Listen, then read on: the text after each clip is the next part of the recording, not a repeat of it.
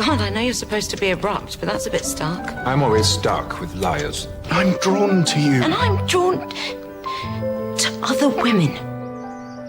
Back off, Wickham, I know you. But I've not had the pleasure. Get used to that. Allow me to introduce Mr. Collins. What a bloody mess. We cannot in all conscience detain you further with our hospitality, and you will leave my house. You were such a disappointment. I can hardly bear to look at you. You are an abomination, madam. Good afternoon to you.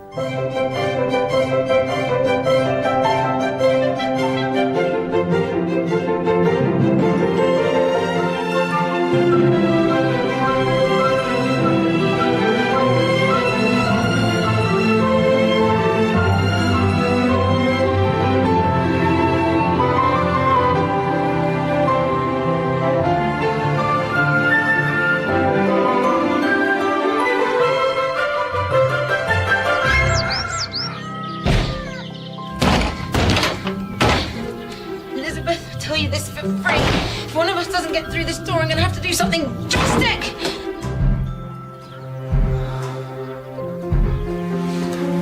No.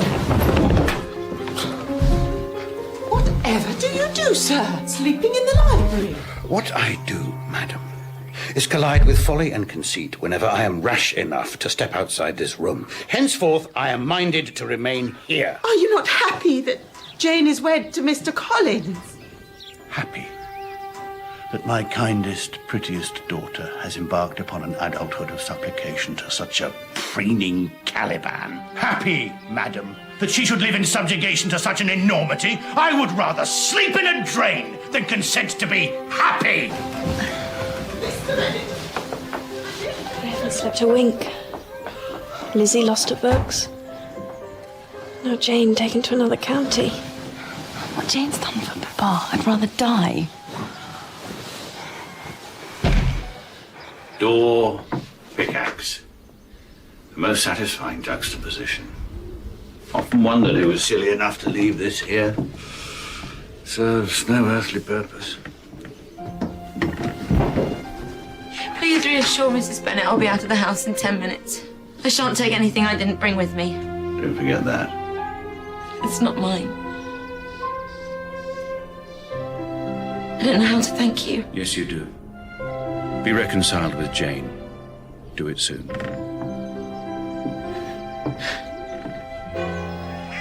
Good morning, Mrs. Collins.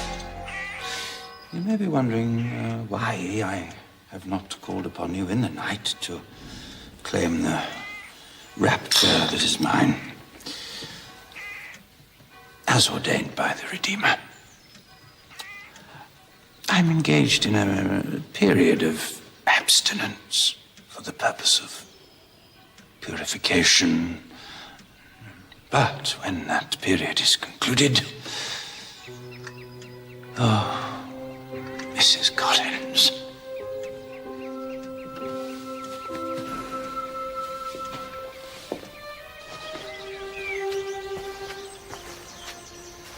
I have a mind to shear off all my hair. Really? Anything to alter that expression of sentimental disappointment. What expression would you have me wear? I love Miss Bennet still.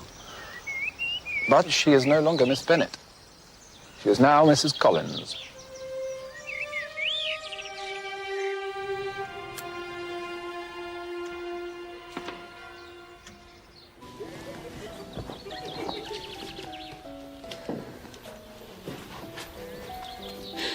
On your departure, my daughters may seek to engage you in conversation.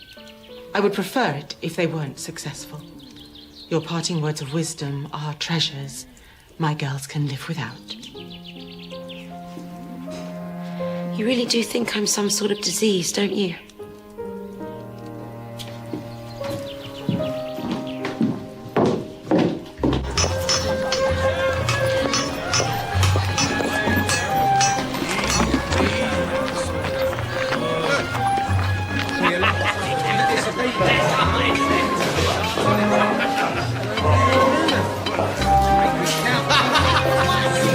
Spunk.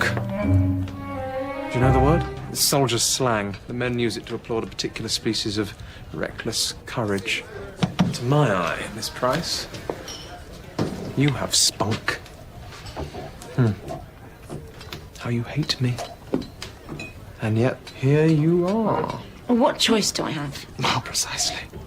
Now, you wish to crawl back into society, and for this, you need me. So, prepare the meagerest of ingredients with confidence and style, and you shall serve a banquet. How much money do you have? £1. I have 2.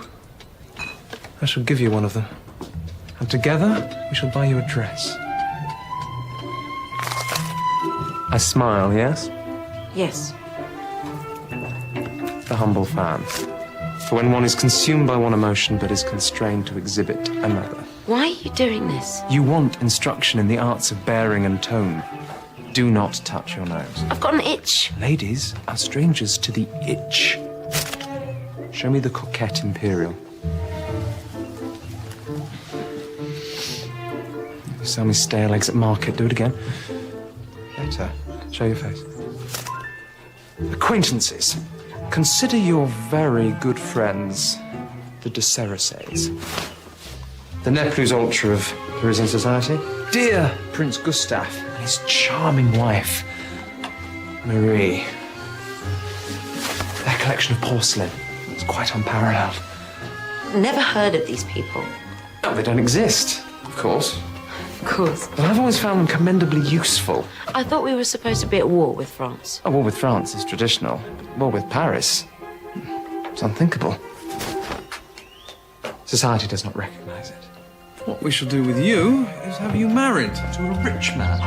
I am the one person around here who is absolutely not going to marry anybody, rich or otherwise. I've buggered up this story, and now I have to unbugger it by rebuilding my friendship with Jane Collins.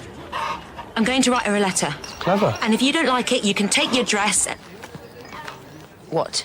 You should be reconciled with Jane. She shall invite you to her house, which is in the grounds of Rosings, which is owned by Darcy's dismal Aunt Catherine, who is the cloaca through whom all society must pass. Whoa, whoa, whoa, whoa.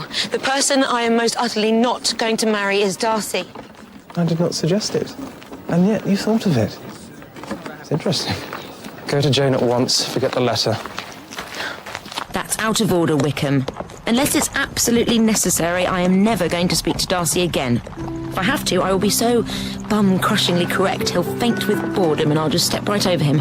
Fanning.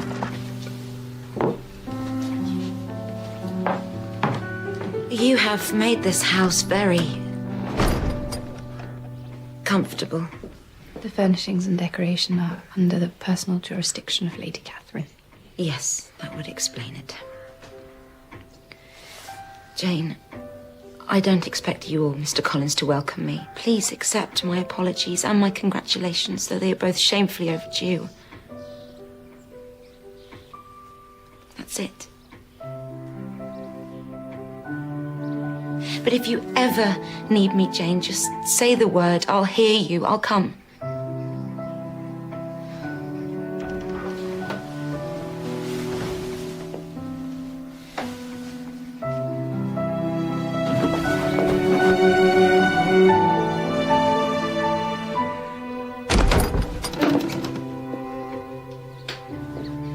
Dear, you forget to dine with Lady Catherine tonight? I had forgot. We must hurry. Your guest is tolerated at the parsonage, but under no circumstances can she be presented at Rosings. Your husband is quite correct. A person like myself cannot possibly sit at the same table as Lady Catherine de Bourgh. You must. You cannot leave me to be devoured by Lady Catherine.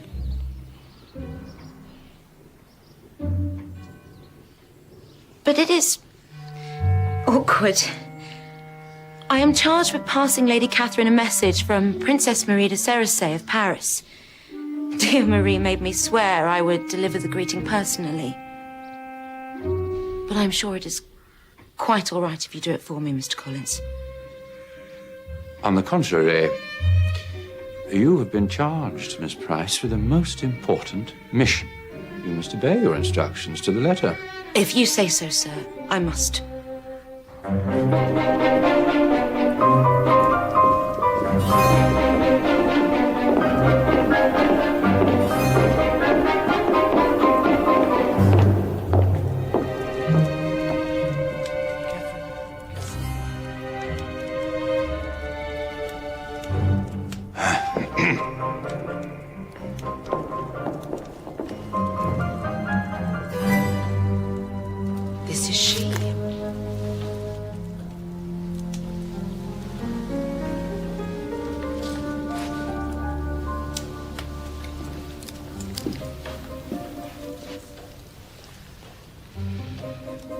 No.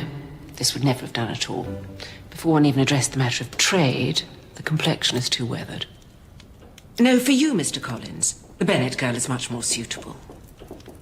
The dress, however, is acceptable. Ah, Fitzwilliam, there you are. Aunt? The usual people are here to dine. This Miss Price also. Anne, come to your mother.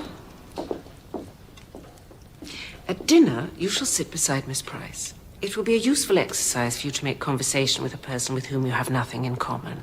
Now, let us have music. Who shall play for us? Miss Price disdains the pianoforte, Lady Catherine, but she has the voice of an angel. You are acquainted. Lady Catherine, I forget my duty. I bring the affectionate greetings of the Princess de Cerisay. Dear Marie especially wanted you to know that you are always welcome at the chateau.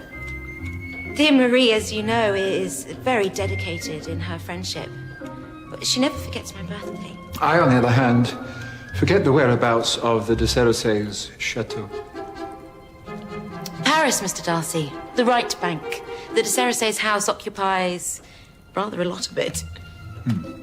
I confess I am none the wiser. No, sir. But you are better informed. Fitzwilliam, you recall the lake with its charming crocodiles and the little ducks bobbing about. Dear Marie, your pronunciation is so singular that I did not recognize the name. How are the de Cerisays? How's the prince? He is very well, Lady Catherine.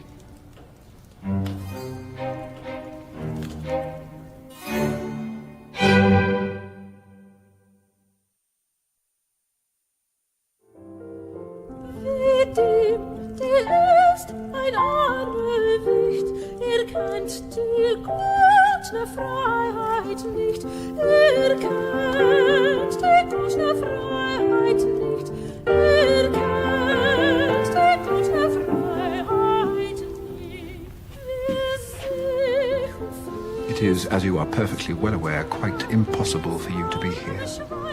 Painfully aware, sir. Against my better judgment, I've come at the insistence of Mrs. Collins. If you can possibly find a way of persuading her to send me home, I would be most obliged. Don't they make a lovely couple? It was not my fault Miss Bennet chose to marry Mr. Collins. It was a decision freely made. Quite. This is a free society, Miss Price. Absolutely. She was not constrained at the point of a dagger to take the imbecile Collins to her bet. Everywhere I behold the squalid prospect of grasping arrivists, harlots and liars, scrabbling over each other in the sewer that is existence outside society. The prospect is indeed frightful. Mr. Collins says that Lady Catherine's buttresses are the talk of the county. Buttresses? Being a woman, I know so little about architecture, of course, but I think they form... Yes, I know what buttresses are. First set, Miss Price. New balls, please. How long does this obtain, Mr. Bennet? This dissension? If Jane's marriage persists in provoking such distemper, I am resolved to take the carriage and visit Mrs. Collins at Rosings Park with Lydia. It will be instructive for her to observe a happy marriage. If you can contrive to find one of those at Rosings, Mrs. Bennet, I shall prance the length of Lady Catherine's drawing room naked.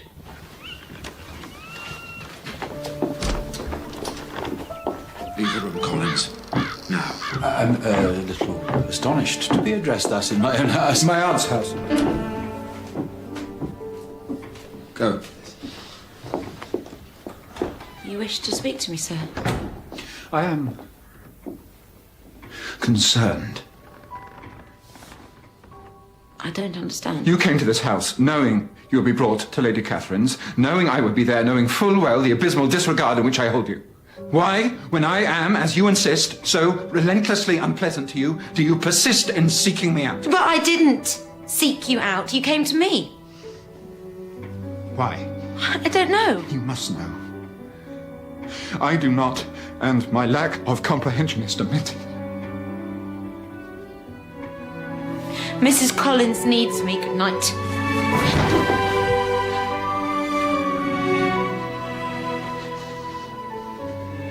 Are you quite sure this is what you mean to do?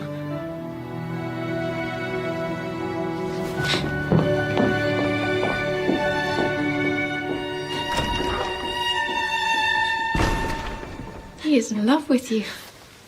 No, he can't be. That doesn't make sense at all. That's crazy.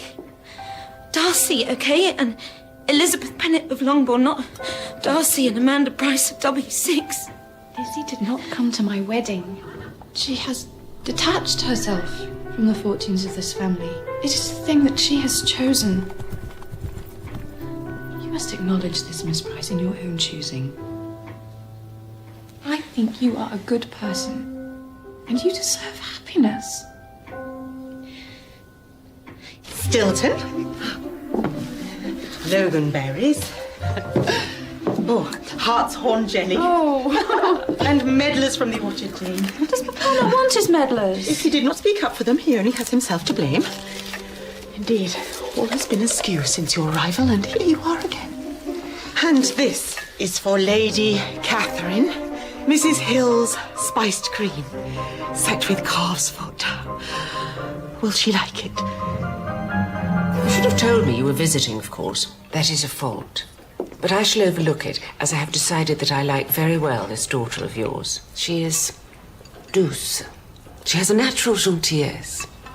Not of the same calibre as Miss Bingley, of course, but that is breeding, a matter in which your daughters are disadvantaged. But that can be surmounted, within reason. You will be relieved to hear that I have plans for them all. Mr. Collins has brothers.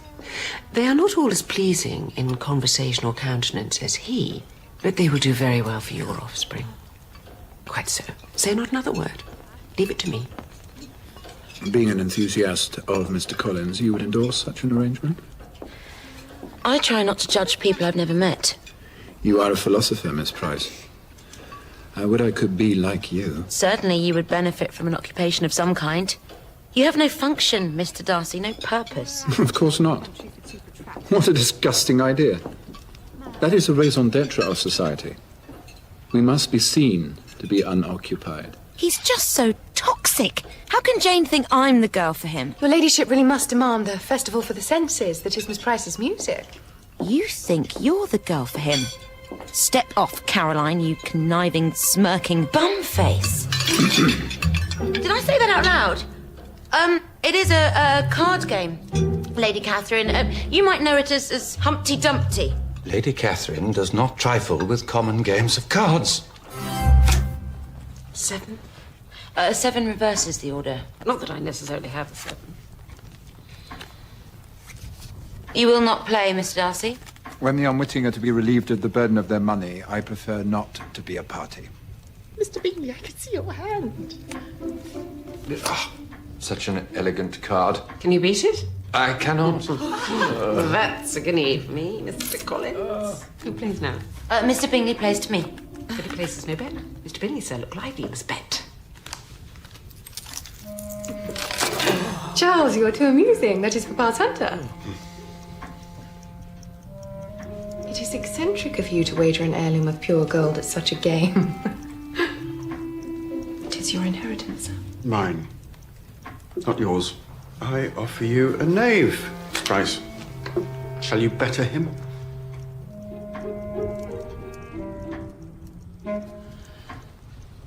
She conquers you with the king, sir, and claims her booty.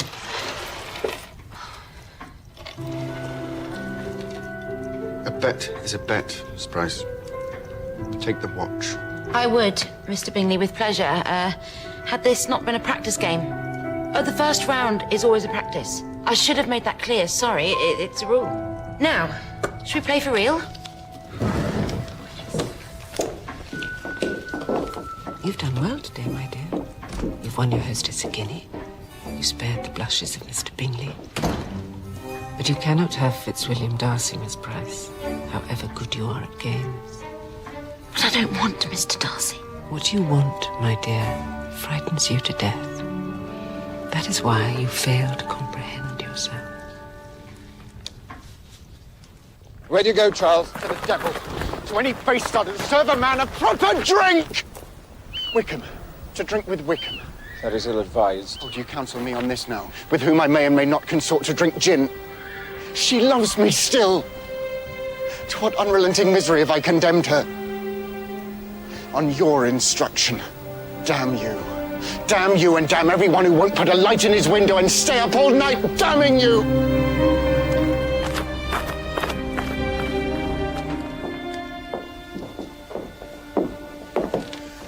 Miss Price.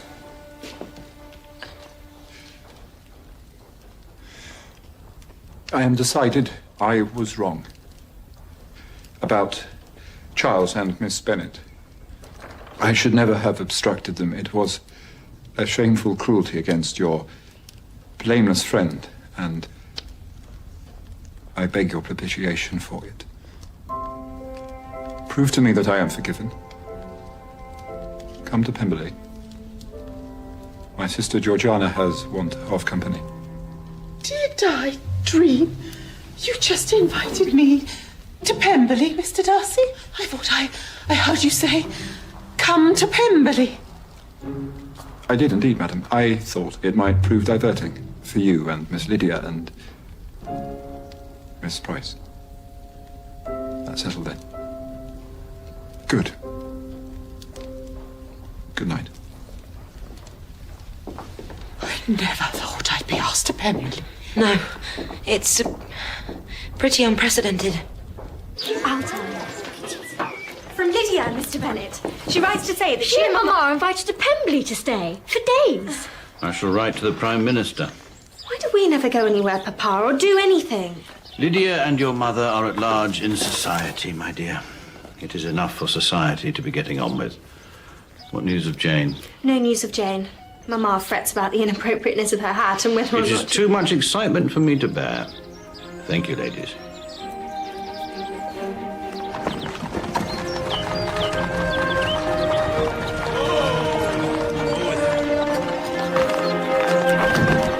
Are we there yet? We are indeed within the park of Pemberley, Hannam, are we not? Lydia, refresh yourself.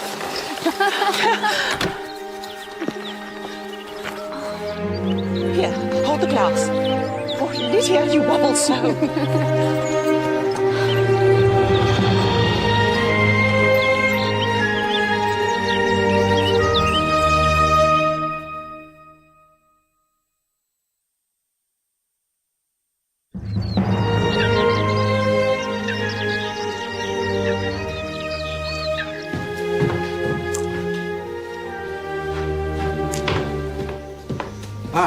I find you reclassifying your beads.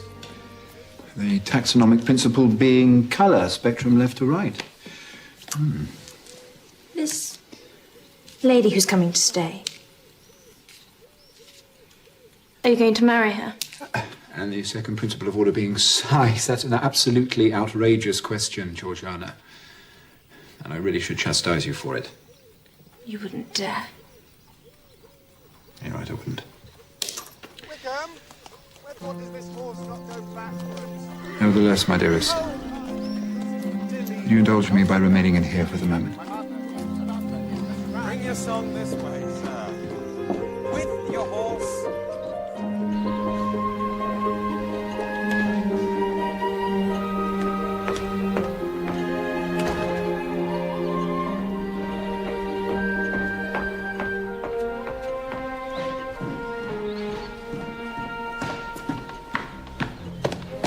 Mrs. Bennet.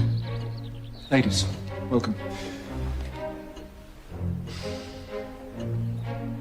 Did you have a most pleasant journey, Mr. Darcy. Thank you.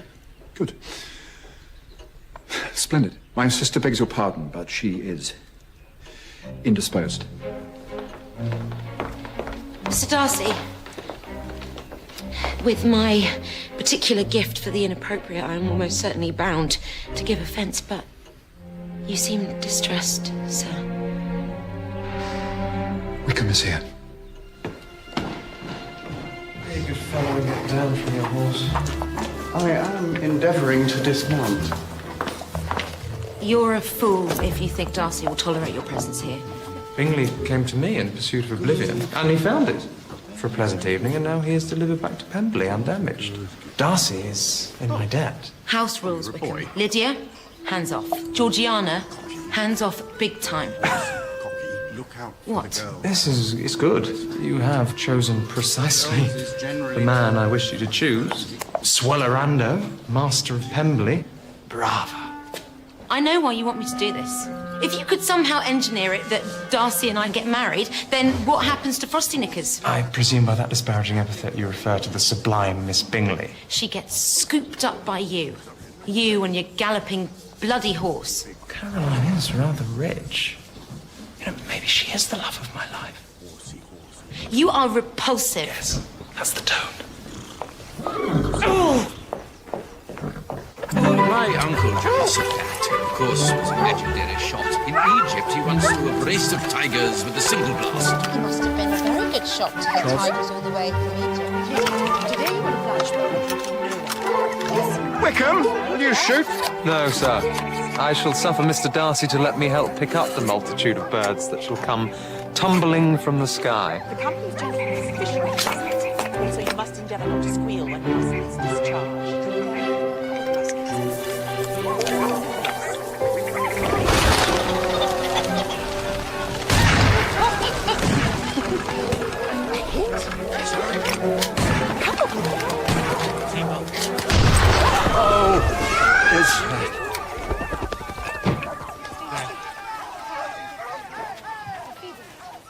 Mr. Bingley. I am glad to see you, sir. In a moment, my husband will send for me. I have not long to say what I must say. We must accept what has occurred, you and I. We must not reproach ourselves for unlived lives. I married Mr. Collins, and it may not be undone. But you, Mr. Bingley, you must cast off this regret. It is your moral duty to be happy, Charles. Marry, and be happy for us both.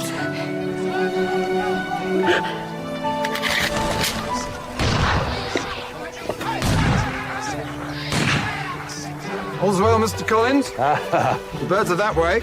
Oh, yes, yes. No, I was... Mr. Collins has had the unusual good fortune to shoot a peacock. That is unusual. One peacock is probably sufficient. Oh. Please do not point your gun at me, Mr. Collins. Neither point it at Miss Price. No, I just...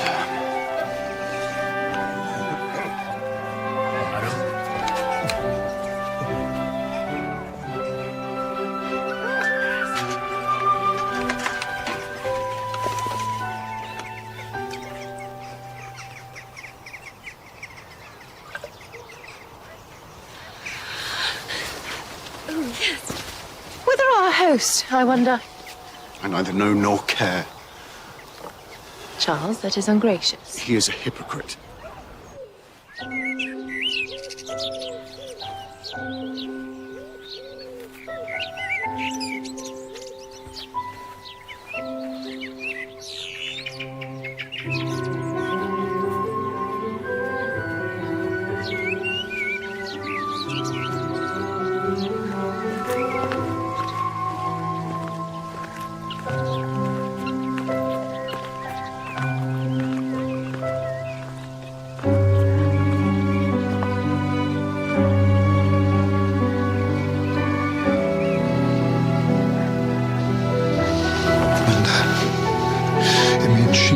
Be loved. You must not. You must not. Wherefore must I not? Who is to judge us? I've laboured so long in the service of propriety. Elizabeth. I am not Elizabeth. The entire world will hate me. Were that true, Amanda, I would fight the world. You are the one I love.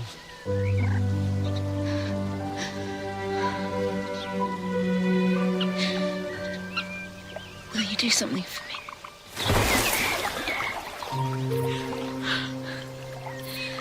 I am having a bit of a strange postmodern moment here. Is that agreeable? Oh, yes. Yes. Oh, please, stay there. If you touch me again, I will be completely unable to say what I want to say. You love me. Which one of me do you love?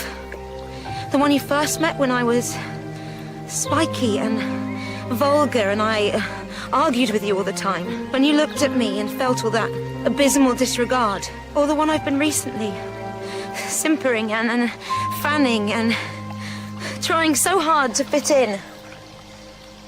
Please tell me you've noticed the difference. I found both incarnations of your character equally disagreeable. And yet I love you, Amanda Price, with all my heart. Ignore that, please. I cannot.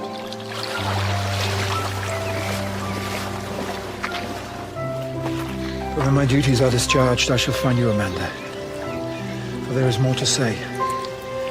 If only the same words over and again.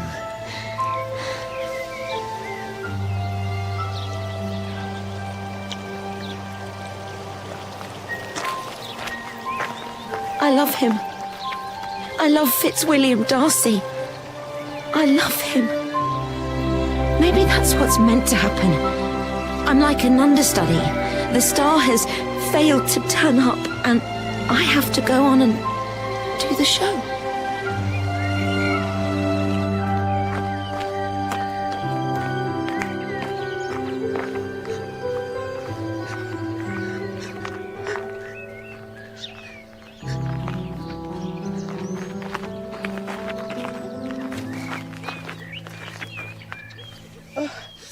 It is the grass. It makes my eyes water. It's not the grass. It's seeing Jane married to the wrong man. Well, there's nothing to be done for it. The world is full of miserable, loveless marriages. She will find a way to endure it. Women do. We are not condemned to endure our lives. We can change them. My life is about to change, Mrs. Bennet. I am in love, and the man I love is in love with me. When I am married to him, I will be able to protect Jane. And I'll be able to help you and Mr. Bennet. I will buy Longbourn for you. Would that not improve things between the two of you just a bit? Miss Price, this is a quite extraordinary declaration. These are extraordinary times. Finlay! Lay down your gun, sir. The breath of your shot was upon my face. How long shall you prolong this pantomime of heartbreak over Jane Collins? Have you no notion how intensely tiresome this maudlin drunkenness has become? Let's just say no more of this. I wanted to appraise you of some news.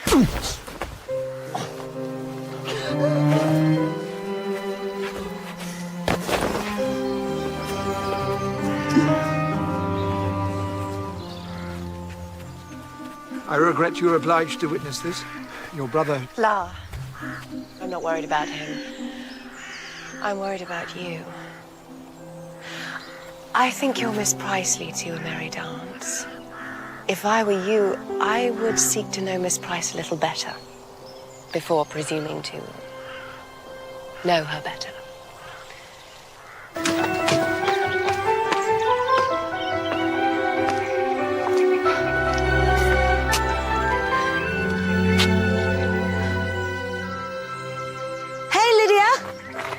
Life is pretty damn brilliant, don't you think?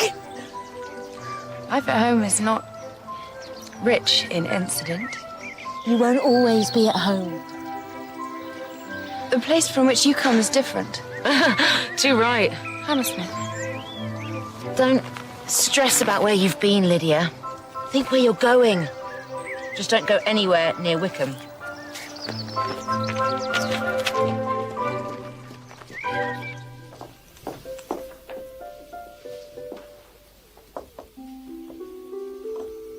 Hello. Hello. My brother has told me to stay in this room. Good advice. Why? I would have thought because of what happened to you with Wickham. What you have been told happened to me is not what happened. My nurse conceived a passion for Mr. Wickham. She took me away with her to a place where she could encounter him as though by hazard. For this enterprise, I was the mask. But I had fallen in love with him. every instant that her back was turned. I offered myself to him. He called me his sweet child, his adorable child, but a child nevertheless, and he refused me. So I went to my brother and I told him that George had ravished me. Jeepers. Probity, Elysium, Canaan, and Tinkler. Tinkler, Mr. Collins? My youngest brother, madam. His baptismal name is Symbol. 1 Corinthians 13, verse 1. I am become a sounding brass or a tinkling cymbal. Oh, of course. How very ingenious were your parents in the naming of their children. Tinkler is 24 years of age. He's quite stout. But Miss Lydia, I am sure, would have him cavorting about the house like a fawn. It's an excellent match.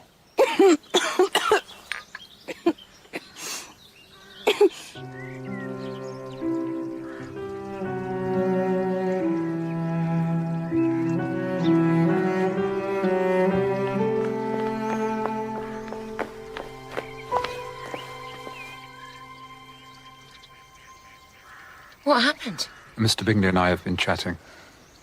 Miss Price, my life is a pretty drear thing. But it is conducted for the greater part in public. It is a rare moment that I am not closely observed by servants.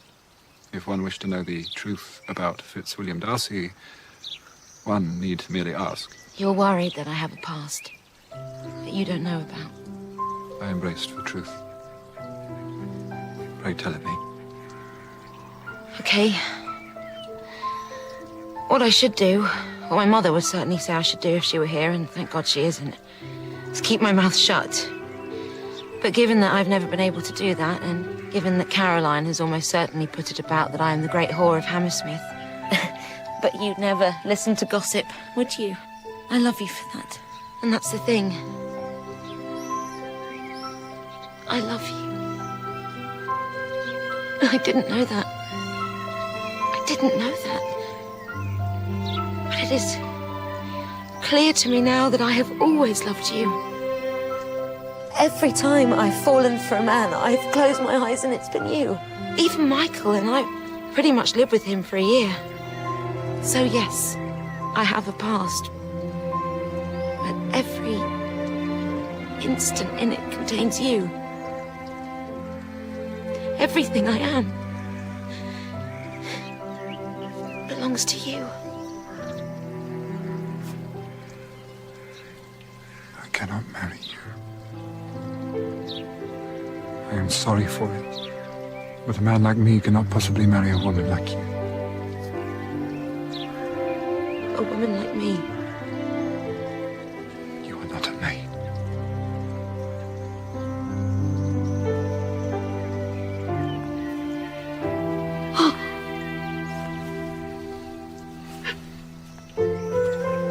I'm sorry. I've been incredibly stupid. You told me the truth and I asked for it. For that courage, I shall admire you always. But it has cost me everything. It has cost that of us both.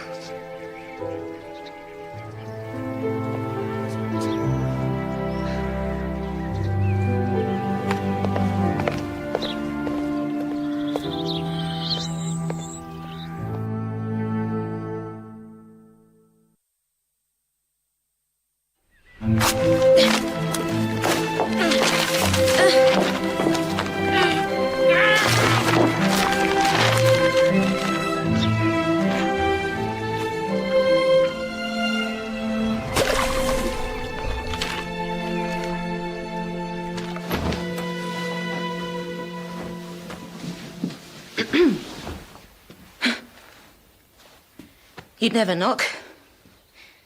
What can I do for you, Miss Bingley? If the answer's sling your hook so I can get my paws on Darcy, you're in luck. Look at me, I'm going. I do look at you, Miss Price. You people. If just one of you actually said or did something you actually meant that had any kind of emotional integrity. The rest of you would die of fright. You're staring at me, Caroline. It's a bit freaky.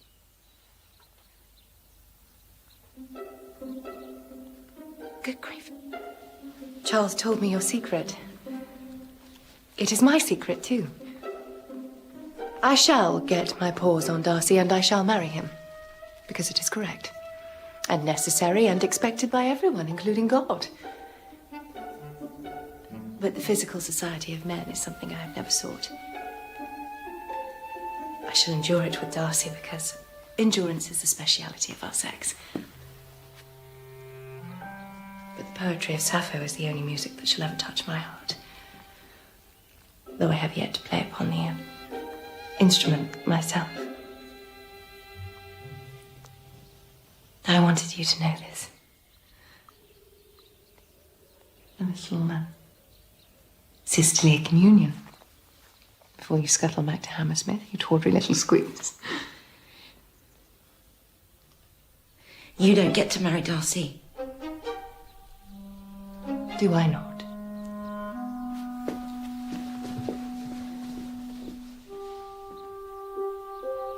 Goodness.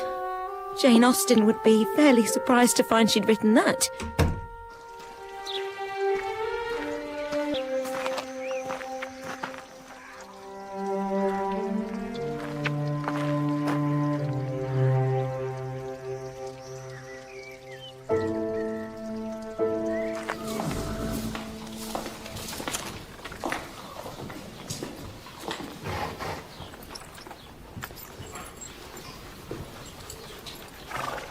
I've been talking to Georgiana. What a determined little girl. Don't tell Darcy. He'd throw her out. Letting it circulate that you seduced Georgiana to protect her. I'm sorry, George, but that's honourable.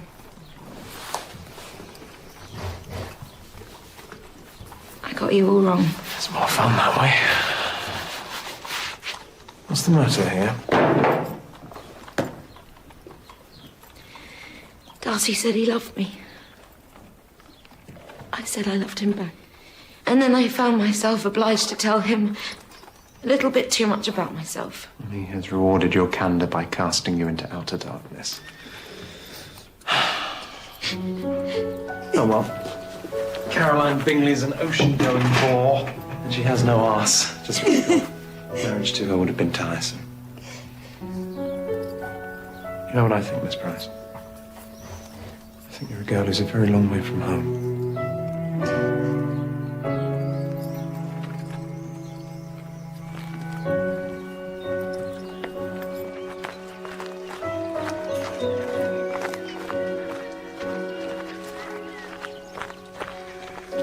Can you get me a carriage, please? I want to go home.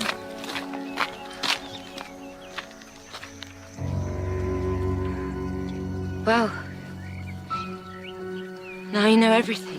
What a jaundiced impertinence is this? To write aroma eclat about gentle people who have received you as their guest. You have not even the grace or wit to disguise our names. It is a monstrous ingratitude and a shameful betrayal of trust. No wonder nothing about you seems plausible. Is your name Price? Or is it Austin? Frankly, madam, I cease to care. You don't get it. How could you? Even I don't get it anymore. I'll walk, thanks. There is nowhere for you to walk to from here. Then that's where I'll go. Goodbye, Mr. Darcy.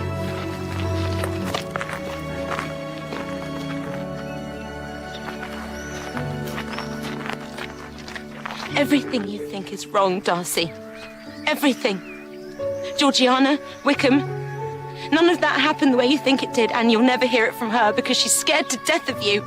And Bingley, your best friend, he's become a drunk, and that's your fault. Yours! You're supposed to be so bloody incandescent with integrity, and you misjudge everybody.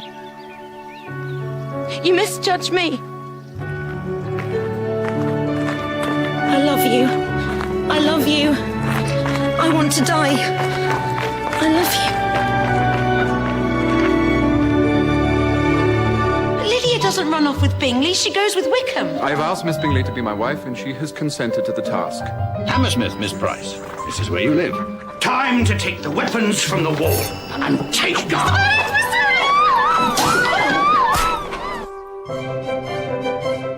Over on ITV3 next, actor George Baker looks at the secrets behind Ruth Rendell's most original story of the classic series, Inspector Wexford. Wexford and Me starts in a few minutes, followed by the episode itself, Mouse in the Corner, at 10:05. Meanwhile on ITV4, it's the Coen brothers movie, Oh Brother, Where Art Thou?